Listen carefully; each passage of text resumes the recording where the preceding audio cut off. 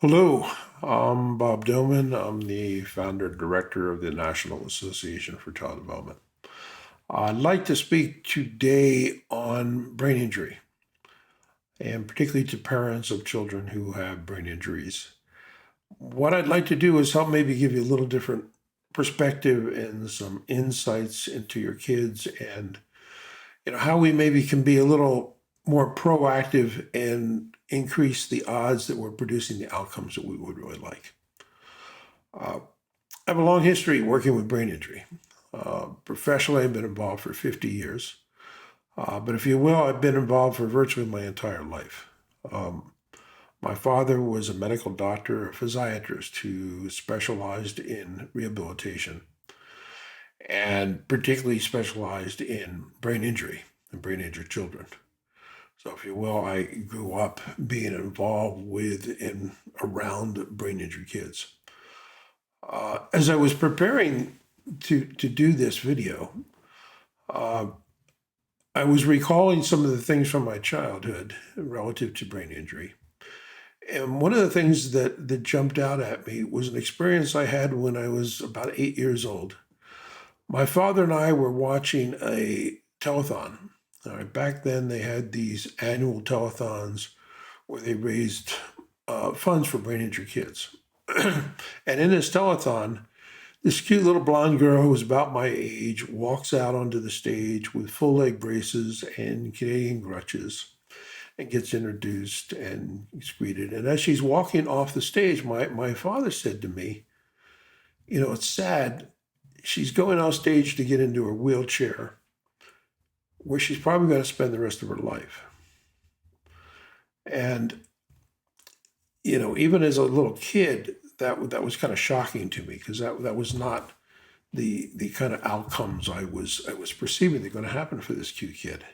Uh, uh, but sadly, it was, and even more sadly, for many brain injured children, that outcome hasn't changed a lot since the 50s. Right? Being involved with brain injured kids is tough. You parents know it's tough. Every day you're dealing with issues, all right, and a broad range of issues and problems and trying to get answers and trying to find solutions. And reality is it's not easy. It's not going to be easy, but hopefully I can give you some insights to improve those outcomes for you. Right? Uh, I started NACD, the National Association for Child Development, in 1979. And today we're an international organization working with children from virtually all over the world. We have chapters around the United States, we have chapters internationally. We deal with families via Skype from all over the world. The way we operate is we generally do assessments, and again, we can do it over Skype or Zoom every 4 months. And what we do in that time with the parents' assistance is create a developmental profile of the child. All right, see where the child is across the board. We also do everything we can to understand the whole child. Now, the whole child is the whole child. All right, the whole child is not just their physical therapy needs or their speech therapy needs or their occupational therapy needs. It's the whole child. It's their diet. It's their general health. It's their nutrition. It's what they like to do. It's what they don't like to do. It's how they play, what kind of friends they have. All right? We look at every aspect of that child's function, what they do, how they do it, within the context of their home, their family, and if they go to school, with their school. And as we work with that family, with that child, we work with that whole child, establishing a vision and priorities based on that perception of that whole child. Okay, this is important. And I'm going to talk a lot, about whole kids as we proceed through this discussion today. All right, but part of what we do is we are very proactively involved with the kids and the families. We utilize over 3,000 different specific techniques. And when I talk about neuroplasticity, we'll explain why that's important. All right. And we interact on a very regular basis. Every family has a coach. Every family has access to our staff at least 5 days a week. Often it's 7 days a week. And although we do assessments, redesign programs every 4 months, we are constantly adjusting, modifying, and tweaking what we're doing based on what we see from the family. We have a portal where families post videos for us so we can see actually what's happening. All right. So we assess the child. We design a very, very, very specific child program for the child. You do this many times a day for this many minutes. You do that this many times a day for that many minutes. All right. We have training videos and instructions to teach them how to do everything. They do it. They post videos of them implementing the program, and we modify and tweak it so that we're fitting that specific child. And at times, those modifications and tweaks happen weekly and occasionally daily based on where we are. If we're at a critical point with a child, we're actually having the families post videos every day, and we're slightly modifying and tweaking what we're doing to be as specific as we can. Again, specificity relates to neuroplasticity. All right. So we work very, very closely with parents. The reality of the way we work with families and the intensity with which we work with families, we can only work with a limited number of families. And the training of our staff to be able to work with whole children is a very difficult, extensive process. All right. People often ask, why aren't you all over the place? Well, it takes many, many years for us to train people to do what we do. And I'm not willing to compromise what we do. If we're going to commit to helping a child, we're going to commit to helping that child. And if we can't do it better than anybody else on the planet, we're going to send them to somebody else. So in a nutshell, that's NACD, all right? Over 3,000 different techniques and methodologies. We design programs that are implemented in the home by parents and caregivers, and constant contact interaction with a family, working with all aspects of the child, their health and nutrition, to talking about their seizure problems, to their physical problems, to their cognition, the whole ball of wax. All right. That's what we do at NACD.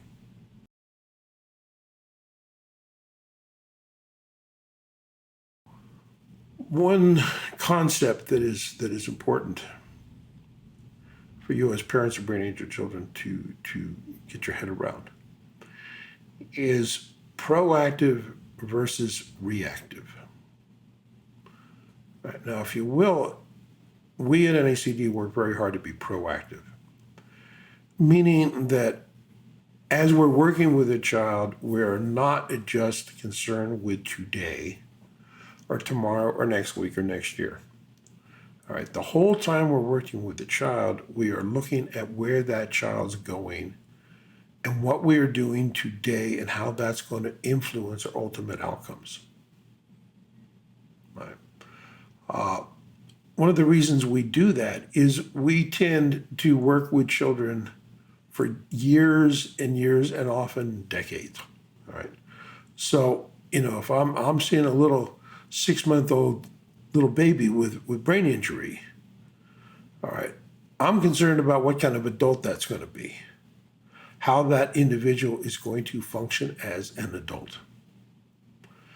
Sadly, many of the people involved in the work with kids, be it teachers or therapists or physicians, are working with the kids on a temporary basis. And I talk about a couple of years of being a temporary basis. And unfortunately, what happens with that is they don't get to see the ultimate outcomes of what they were doing. All right. We're very much aware of that. And we've got long-term experience with children to really understand that. And with brain injury, the number of things you can mess up being reactive rather than proactive is incredible. As an example, you have a little brain injured child, and you say, I want them to walk. And then your therapist does things to help them walk. Unfortunately, often those things they are doing are going directly to walking, not establishing any of the foundation that actually will ultimately produce walking. Our families will tell you, often we're working for years in preparation for getting them up to walk. Right? There's a lot of pieces to put together to achieve the outcomes that we want. Sadly, with brain injury, one of the great tragedies is being reactive. All right, produces structural issues that often make it virtually impossible to create the outcomes that we want.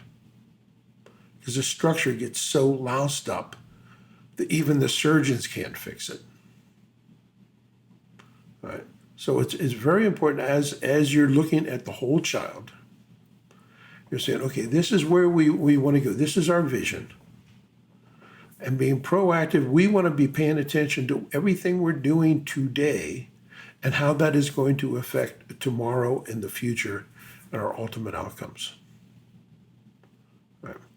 Now, truth is, the people who are in the position to really manage that and understand that whole child typically is the parent. One of the problems in the field is that there's no one directing what's happening with the whole child. At NACD, we have done that since we started, because I realized how important, how significant that was. When I was first started working, I was clinical director of a United Cerebral Palsy organization and a special needs school. And as such, I was in charge of all the therapists and the education. And we did a really great job. Matter of fact, the state government, federal government was coming and having this design model programs for them. But part of what I realized there, doing the best of what could be done back then, was that it was not good enough. And I could never define what the children were receiving as a real opportunity, because we couldn't deal with the whole child. And even though I got in some trouble back then for providing too much therapy, we actually were not able to come close to doing enough, all right, to define what was a real opportunity. And I realized the parents have to be active participants. And the parents working with us at NACD, we've learned, that's how we see the whole child.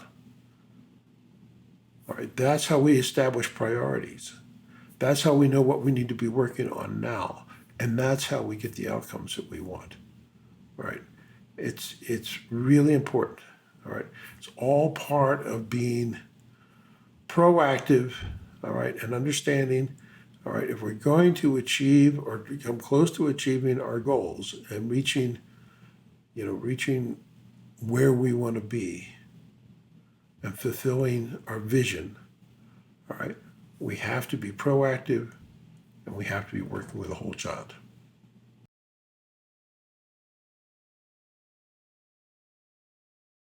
One thing that everyone working with a brain injured child needs to keep remembering is that brain injuries are in the brain.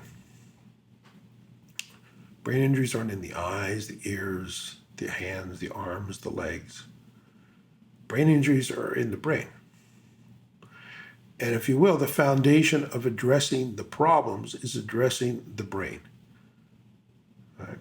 If we have an injury that exists from birth, that birth injury is going to disrupt and make it difficult to create the normal organization of the brain that permits the function to develop as we want. And if you will, the job for those children, all right, is to provide really targeted input to change that brain to cause normal developmental patterns to happen.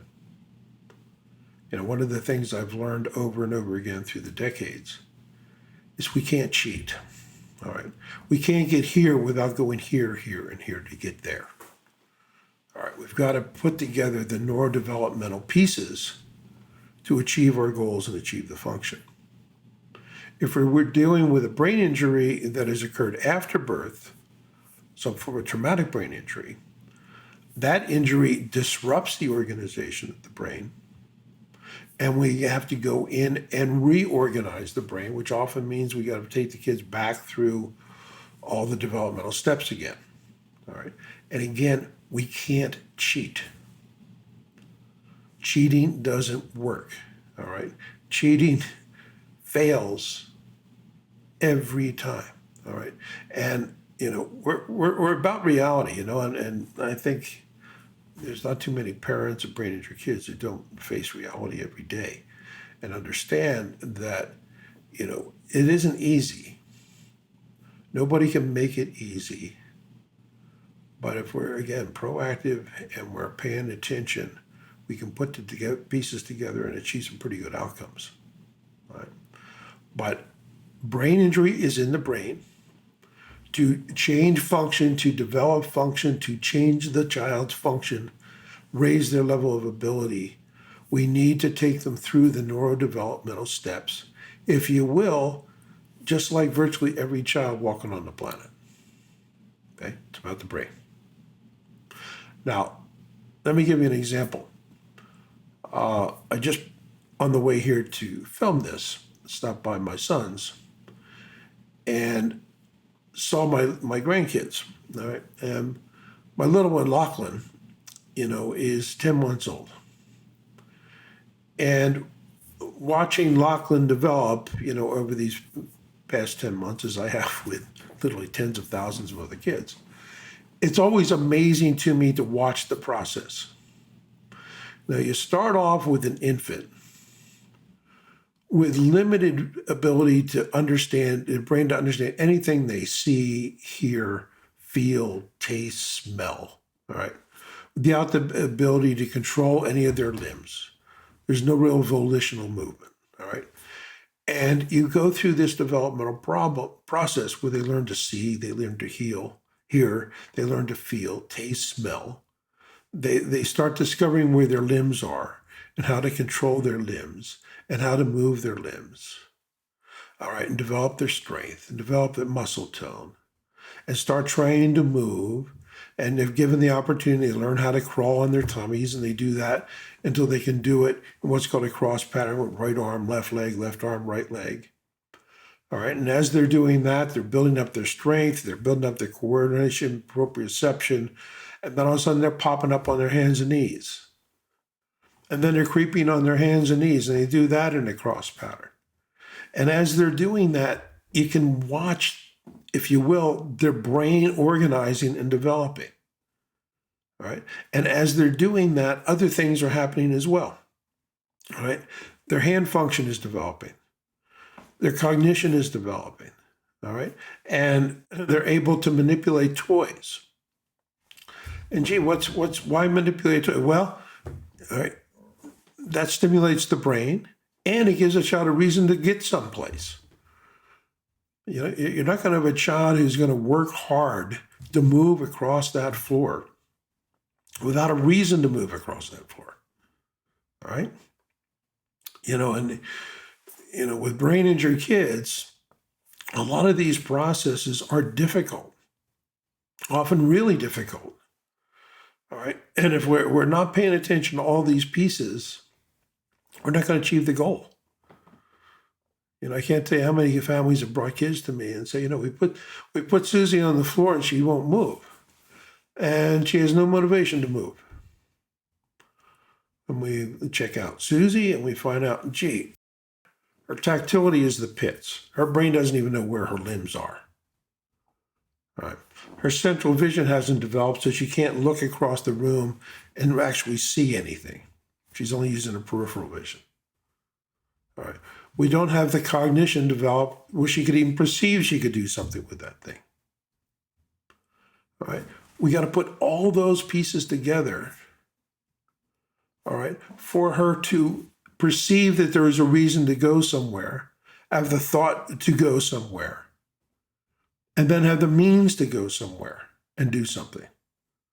All right. And, again, looking at my grandson, watching all these pieces develop together across the board of the whole child is beautiful. I mean, it's beautiful to see. But it's also very easy to see that if we have any of those pieces out of whack, it's affecting all the other pieces. It's affecting the total development. It's affecting the total function of the child. Okay? So if we're talking about a brain injured child, all right, what they have to do is not a whole lot different than my little grandson. We have to put the pieces together and move progressively up the steps. Now, an interesting comparison. My grandson's uncle was just a couple weeks ago in a motorcycle accident. Fortunately, he had a helmet on and there was no brain injury. All right, but he broke his femur and he broke his hip, shattered his hip about 2 weeks ago. All right, and he's had 2 surgeries. And gee, guess what? He's up on crutches, starting to move. All right. And God willing, in a short period of time, he's going to be walking and he's going to be fine. Now, the difference between Lachlan and his uncle is his uncle's brain was already developed and he did not suffer a brain injury. And the only thing that had to happen was we needed to put his physical pieces back together again to permit him to function. Sadly, if you're being reactive, not proactive with a brain injured child, they tend to treat them like it's a rehabilitation. All right, where it's just the body. Sadly, you don't walk with just your legs, assuming even your legs work properly. And your brain knows where they are, and you have the proper muscle tone, and you have the proper muscle balance, and you have the proper strength, and you have all the pieces. You walk with everything. All the pieces have to fit to permit that function. All right. The number of kids I've seen that have come to me after years and years and years of therapy, all right, where they've, braced them, they've stood them up. These kids who don't even know how to move. All right, and their structure's been destroyed. Their hips are dislocated. They've developed a scoliosis. All right, they're a mess. All right, because again, they're being reactive. Oh, we want Johnny to walk. Well, we better start standing him up. All right. It's like taking my little grandson and say, gee, we want him to walk. So before he even crawled on the floor, we're going to put him in braces because he doesn't have the strength to stand up. All right. And then we're going to help him walk. No. That would not produce the outcome we want. Wrong. We have to go through the developmental steps, put together the pieces for the whole child to produce the outcomes we want. Okay? It's really important. Right? Got to put together the pieces of the whole child to produce the outcomes that we want.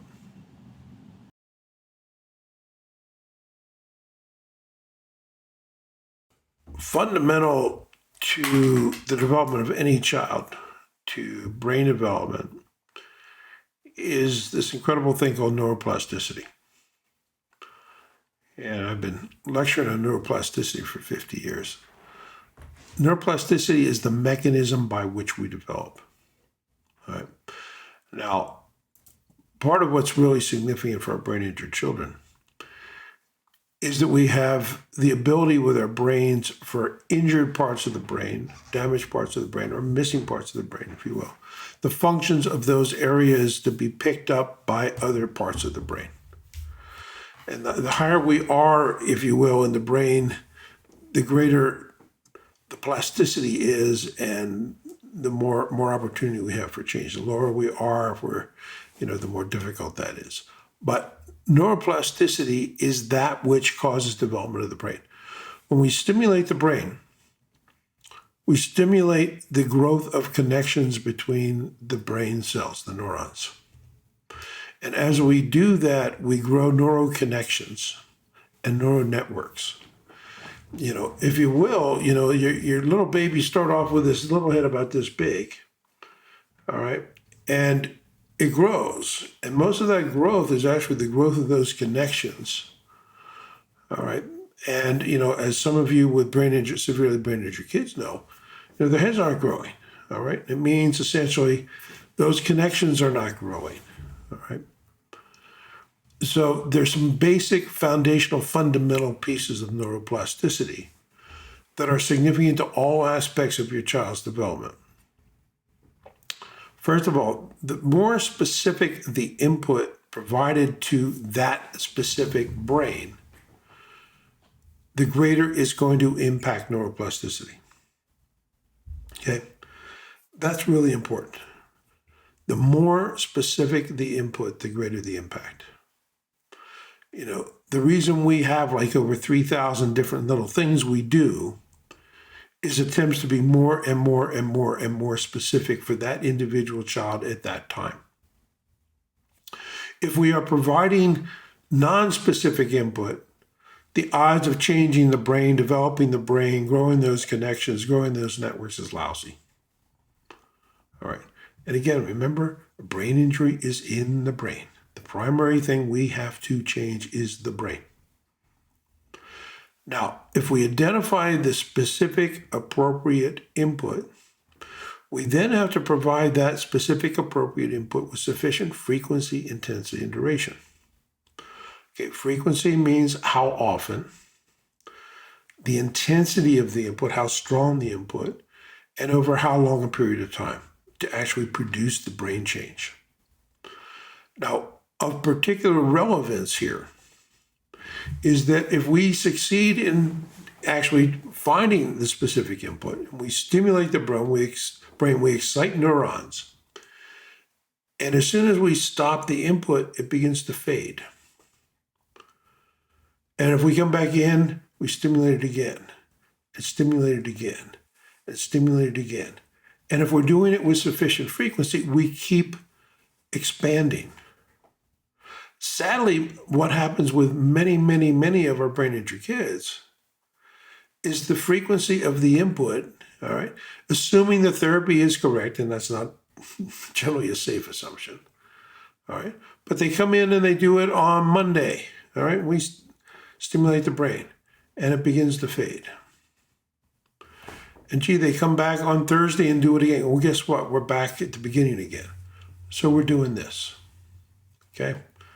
And are we changing the brain? No, we're not significantly impacting the brain. All right, when we work with families, all right, again, we're very specific. We are very, very targeted.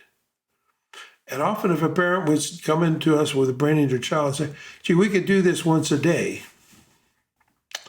our response is going to be, that probably isn't going to cut it. All right. Many of the specific things we need to do to change that brain, we need to do 2, 3, 4 more times per day, not per week, per day, to actually change that brain, right? And, we're in a unique position in an NACD. We don't provide the input. The families provide the input. And the reality of that is what families can do varies significantly from family to family. All right. And different things come up, and we have periods where they can't do much, periods where they can do more. That for us is data, mountains of data. I mean, literally working with tens of thousands of kids over the decades, and parents doing every possible combination of things relative to their realities, we see what the differences are. And we see what happens when we can be targeted and get things in with the specific frequency needed and do it with sufficient intensity, strong enough, and do it with sufficient duration till we produce the changes and then modify what we're doing to go the next step and build a hierarchy of neurodevelopmental function. Yeah. You know, if you will, if you look at education, if you look at therapy, it's as though nobody has an understanding of what neuroplasticity is. You know, it's incredibly inefficient and ineffective. You know, let me give you an example. You know, we work with a broad range, full range of kids. You know, typically a typical 5-year-old child can progress faster with specific targeted one-on-one in 15 or 30 minutes a day than they can in 6 hours of school. Okay. That's not hard. All right.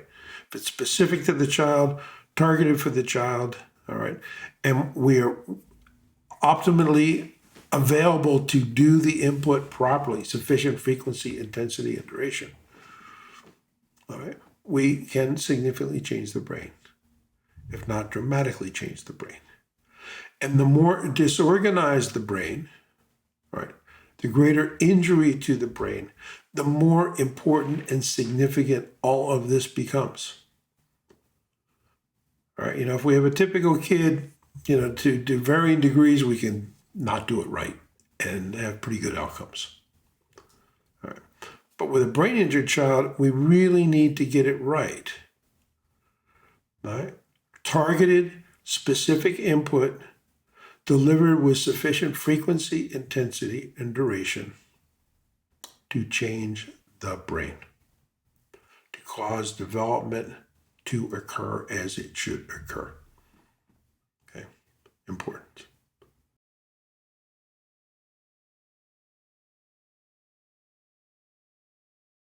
Okay, let's talk about cognition. If you often the emphasis with a brain injured child is motor function. But let's remind you again, it's all about the brain. And cognition, the ability to think, is very, very important. And people often kind of disregard it with brain injured children. The reality is, with the brain injured child, it's more significant than it is with a typical child. You know, if I have a child with a bunch of physical issues, and, you know, our goal is to get them as far as we can. You know, we want to get them walking, running, jumping, doing all that good stuff. You know, but if we have physical involvement, the better the cognitive function, the smarter the child, if you will, being proactive, the better the ultimate outcome is going to be. All right. So with our brain injury kids, we work very, very intensely with cognition. And we have for decades. Matter of fact, we created our first software program to work on cognition in the early 1980s, you know, that ran on a Commodore PET computer with a cassette drive. All right, been doing this for a while. All right. Every child we work with, every child, no matter where they are, typical, gifted, brain injured, Down syndrome, autism, whatever, every single child we work on cognition. All right? Every child, and every adult for that matter. Because you can't be too smart, if you will. But the foundation, the primary pieces of cognition are the ability to process visual information and auditory information. All right. Now, with our brain injured kids, you know, one of the foundational pieces is looking at all the sensory issues and normalizing those. And we're very, very active in developing all those sensory pieces as part of, again, the whole child. But relative to cognition, so you understand that, cognition is largely auditory and visual sequential processing, which determines and builds, if you will, auditory and visual short-term memory, auditory and visual working memory, and that then is the foundation of what's called executive function. Now, short-term memory is kind of the ability to take in pieces of information sequentially, all right? So, for example, if you can say to your child, Johnny, touch your nose, and Johnny can process that and say, oh, okay, touch my nose. Good, Johnny processed one. If you say, Johnny, touch your nose and your ear, and Johnny touches his nose, then what? Okay, Johnny's a 1. If Johnny can process touch your nose and your ear, then he's a 2. If Johnny can repeat a sequence of objects or numbers, all right, and do 3, then he's a 3, all right? Normal development of sequential processing, auditory and or visual, be it you're seeing it or hearing it, all right, develops at about 3/4 of what we call a digit per year, typically up to about 7 to 9 years of age. All right. So if we're talking, about a typical 4-year-old, they're generally processing about 3 pieces.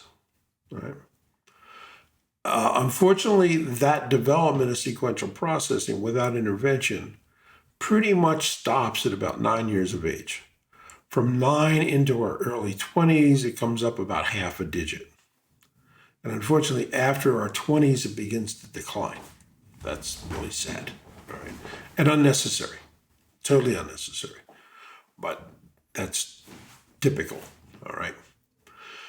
So we can kind of look at, if you will, the child's sequential processing to determine their cognition. And their cognition tells us a lot about that child. Right? For example, the direct correlation between that auditory sequential processing and language development. All right, when the child can process a 1 is when initial words start popping out. And we don't expect that to change significantly until they can process a 2. And at 2, we start seeing them work into couplets and then 3-word phrases. When they can sequentially process 3, then we start hearing 4 and some 5-word sentences, all right? And by the time they can process 5 or 6 pieces, they're actually able to process and start engaging in conversational language, all right? If you will, it then also determines complexity of thought, which relates to maturity, all right? There are specific maturity behavior patterns you see with a child as a year old, 2 years old, 3, 4, 5, 6, 10, all right? And that is a reflection of complexity of thought, again, of cognition. So if you will, if we're trying to look at a child globally, and again, the whole child, their sequential processing is more significant by far than is their chronological age. If you've got a brain-injured child, and they're 10, and they're processing a 2, all right, neurologically, they're globally closer to a 3-year-old than a 10-year-old, right? And if we're working with a child, it's imperative, again, the whole child, we look at the whole child, we are educating them, speaking to them, working with them behaviorally, all right, based on where they function. All right? That's a big deal. Now, the short-term memory, all right, we can measure that again by, if the child you can say to your child, 5, 2, 7, 3, they just process the 4. If you can read 5, they can do 5, so on. All right. Or you can show them a sequence and they can read it and then repeat it. That's our auditory and visual sequential processing. If you take something similar where you say 5, 2, 7, say, Johnny, say that backwards, and Johnny can say 7, 2, 5. All right. That's a reflection of how many pieces they can hold together and manipulate, which is their working memory. And working memory is now being called the new IQ. All right. Your working memory is a great reflection of how you're going to do, how you're going to function. And then your working memory is the foundation of what's called executive function. And executive function are all those higher level cognitive things you think about, the ability to prioritize, to organize, to suppress. All those things are depending on the short-term memory and the working memory, the cognition. All right. So many brain injured children are looked at as their chronological age rather than their neurological age or cognitive age, which is wrong and doesn't work. All right. Inappropriate. And again, the foundation of change, brain change, is neuroplasticity, which means targeted input. And that targeted input has to be appropriate for that child. If you will, for any child with any kind of a disability or a handicap, all right, it's not their chronological age that's significant, it's their neurodevelopmental age, their cognitive age that is important. And just like every other thing dealing with the brain, if we're working on this cognition, all right, we can dramatically change the cognition and build the cognition, all right? And if you will, every child with a physical problem, physical disability, we want to make them as smart as we possibly can. Because the smarter they are, the easier everything we're trying to do with them becomes. For example, if you're trying to work with motor issues with a child who hasn't a clue why you're trying to get them to do anything, good luck. All right. If you're dealing with a child with good cognition, all right, who understand, we're going to do this to produce that, it's a whole different ballgame. All right, and the progress is going to be much different. It's going to be much faster. All right. Cognition is very important, needs to be a focus of a lot of what we do, and it really needs to be a focus almost forever. All right, because as I say, sadly, after most people are in their mid-late 20s, they begin to decline. All right, not a pretty picture. All right. And for our brain injury kids, the higher the cognition, the easier everything is going to be for them, and the better the likelihood we're going to produce the outcomes we want to see.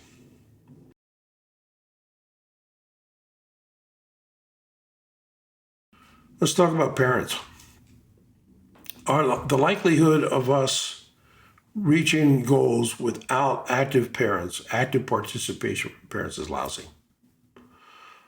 Again, parents are the one who knows the whole child. And if you will, working with any brain injured child, someone has to have the overview and an understanding of the whole child. A common occurrence, all right? Many brain injured children have seizure issues. I had the opportunity early in my career with working with the top neurosurgeons and neurologists in the world. I bet they work with Dr. Eugene Spitz, who invented the shunt for hydrocephalic children. And back then when I was working with them, I would see the child developmentally, then they would do the full range of tests with that they needed for the neurological picture. And one of the things I discovered back then is seeing the child, talking to the family, I could pretty well predict what the neurologists were going to see in the EEG. And some of the interesting correlations were, for example, if I had a child who had a toothache, and they then did a test, and then I would talk to the neurologist and said, that EEG is probably a mess today. Johnny's got a toothache. Generally it was. All right. Often, talking, seizures often have triggers. Triggers are generally a physiological problem. All right. Child's got an ear infection. Child has is teething. Child has a toothache. Child has a digestive issue. They've got a gut issue. There's something going on physiologically that's triggering the seizure activity. Right? And without the parent, the neurologist is going to kind of work in the blind and adjust medications based on, oh, Johnny's having more seizures, he must need more medication. As opposed to the parent being involved and saying, hey, Johnny's sick. All right, Johnny's in pain. All right, whenever that happens, he has more seizures. All right, we don't necessarily want to have more medication. You know, sadly, many neurologists are just learning their job is not to stop seizures. Their job is to assist in the development of the child. You know, often children are medicated to the point where they can't develop. And ultimately, it's development that's going to lessen the seizures. And if you will, it's all about development. You know, medicating a child to the point where they can't function, their brain can't process information and be stimulated, is not doing them a great favor. Right? You know, there's so many things that we need someone or ones with the overview and in charge, you know? Right? I mean, there's things, you know, a therapist might want to try to do. You know, I mean, some of the crazy thing, you know, I see therapists working on, with brain injury kids, writing, all right? They've got hand over hand with a pencil trying to get the child to color or scribble right. The child can't pick up a piece of food, all right? The child has no functional use of their hand, all right? But they're looking at the chronological age. You know, Johnny's 6, he should be learning to write. And we need parents to say, no, that's not what we want to be working on with Johnny. And at any given point, we want to be establishing priorities for that child at that point in time. You know, there's only so much we can ask a child to do in the course of a day. We want to make sure we're asking them to do the things they need to be doing, all right, to advance. The whole child, where the priorities are for Johnny, not 100 kids, not 1,000 other kids, where they are for that child at that time. You know, often we're hitting, you know, with a brain injured child, we're on the verge of a big jump in an area. Well, guess what? We want to prioritize that hard. Again, neuroplasticity, specific input, frequency, intensity, and duration, and make that thing happen. Then the priority can shift over there, and it can shift over there. All right. Proactive, targeted, all right. Understanding, we're dealing with the brain again, we're stimulating the brain, we're utilizing neuroplasticity. Right. Parents are critical. If you will, parents, you are the expert on your child. You're the only one who knows your whole child. And you've got to be in a position as a parent to kind of be, you know, with expertise provided for you, make the decisions and make the determinations and priorities for your child. You know, at NACD, we could not work more intimately with the parents. All right, you know, we're creating the visions together. We're deciding what we're doing on an ongoing basis with the parents, establishing the priorities, changing the priorities, modifying what we're doing based on the results. You know, we constantly change what we are doing based on the outcomes we are producing. Right? Every single kid of the tens of thousands we worked with is new and unique.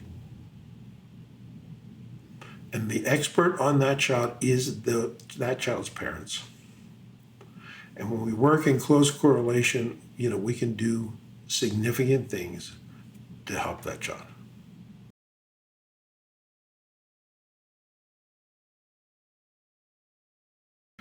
At this point, I think it'll be good to give you something concrete. All right, a lot of this stuff has been a little bit abstract for most of you folks. And I'm going to want you to watch a video about one of our kids. This little guy in the video is a child from Romania. At the time they shot this video, he was, I think, just turned 5. This family started with us on program when their son Coco was about 2. Right? And the family is great. I mean, if every family was like the Manoli's, we'd be golden, right? Before a family starts with NACD, we have them watch videos, read articles.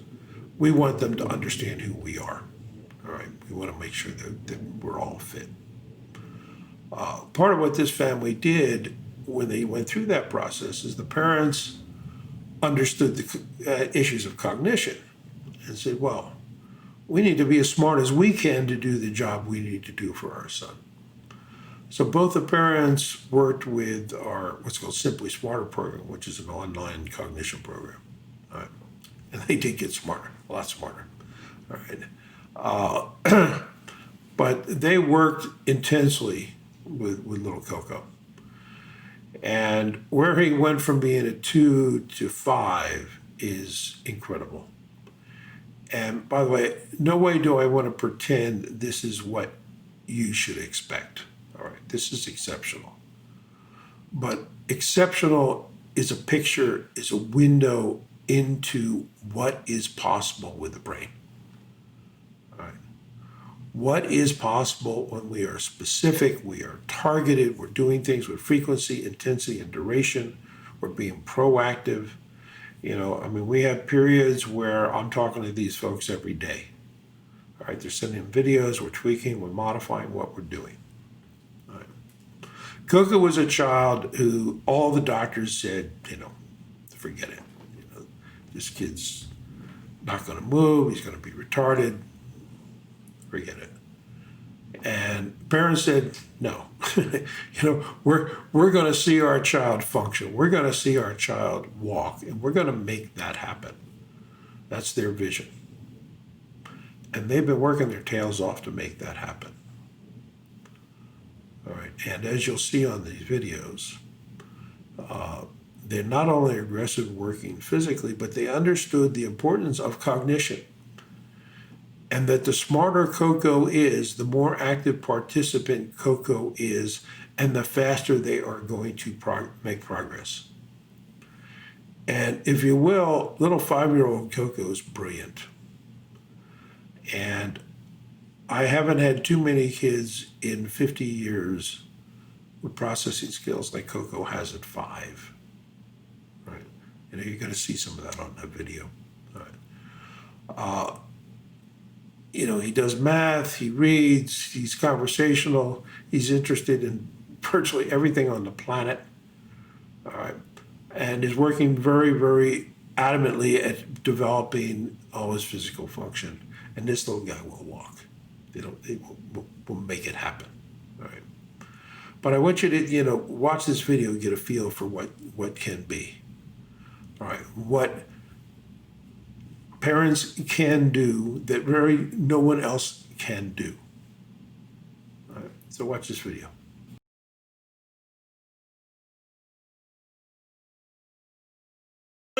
Mână, picior, da? Așa, pulcule. După aia îi zic stop. Îi zici tu stop, da? Bine. Îi zic eu când și tu îi zici stop, da? Puțuretă, dă-te la o parte, hai, băgăm. Asta e, hai. Așa, tati, mână, picior, mână, picior. Ce facem, tati? Rupem cu 4 la B? Așa, tată, mână, picior, hai. Dă-i, dă-i, tată, dă-i, hai. Și băgăm, și rupem. Așa, puțuretă, bravo, hai. Și ne întoarcem. Ia, 4 la B, tati. 4 la B. Și acum poți să zici la mine. Zi-mă, zi, tati. Stop. Pregătit? Câte facem? Ce faci? 5. Rupi? Da. Ia zi. Asta e, hai să băgăm și, hai. 1 și 2, până sus, hai, sus. 2, mai sus, hai. 3, up, hai. 4, dai până sus, bravo, tati. Și 5, bravo. 6, până sus. Hai, 7, 2, hai, 8, 9. Hai, tati, hai, push 10, hai. Dai până sus, 11, bravo, tati, hai. 12. Bagă, tati, bravo, hai. Stop, mami. Așezăm trucule, hai. Așezăm, hai. Ne așezăm frumos. Hai. Up. Hai, sus, mai drept și se poartă, hai. Keep your back straight, hai. Spatele drept și zburăm, hai, cum zburăm, tati, hai să iertăm și lui mami și lui domnul baba, asta e, hai. Și bagi foarte bine, bagi. Bate. Bate. Ha. Dai. Ha. E dai. Ha. E dai. Pune. Și dai. Ha. Dai. Și ha. Ha. Ha. Dai, dar și mergi cu noi din lateral. Mergi cu 6 multiplied by 1 equals 6 multiplied by 2 equals 2 multiplied by 6 equals 6 multiplied by 3 equals 3 multiplied by 6 equals 18. very good. 6 multiplied by 4 equals 4 multiplied by 6 equals 20. 4. Very good. 6 multiplied by 5 equals 5 multiplied by 6 equals 25. think again 40. Very good. 6 multiplied by 6 equals 36. 6 multiplied by 7 equals 7 multiplied by 6 equals 40. 2. 6 multiplied by 8 equals 8 multiplied by 6 equals 48. very good. 6 multiplied by 9 equals 64. 6 multiplied by 10 equals 6.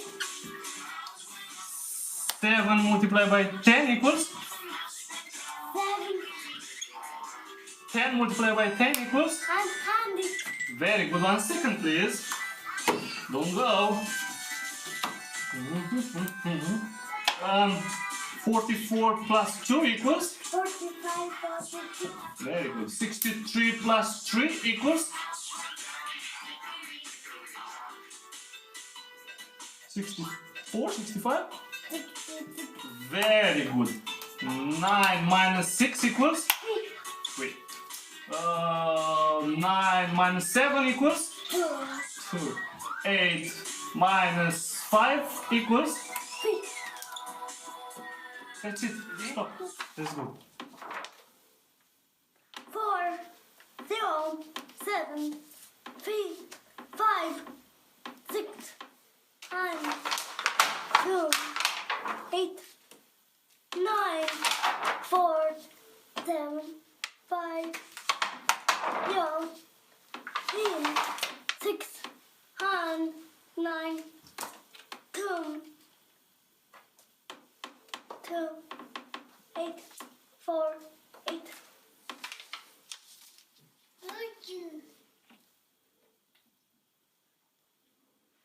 Four zero seven. 5 6 and 2 8 9 4 7 5 0 3 6 and 9 2 4 2. 2. 8 4 8 Asta e tot. The best of the best. Stop. S It was bored. advanced 7, 8, 9, 0, 1, 2, 6, 3, 5, 4, 7, 9, 8, 0, 1, 6, 2, 3, 4, 5, 8, 9. 7 8 9 1 2 6 3 5 4 7 9 8 0 1 2 6 3 4 5 8 9 Very good, Tati, very good. Bravo.